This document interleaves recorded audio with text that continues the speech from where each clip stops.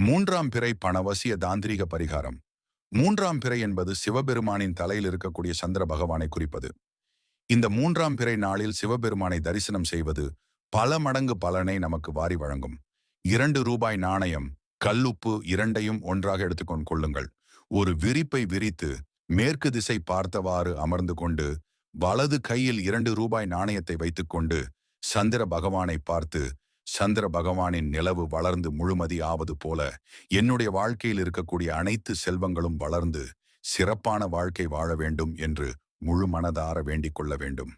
ஓம் தன்பூர்ணாய நம என்னும் மந்திரத்தை 15 நிமிடம் கூற வேண்டும்.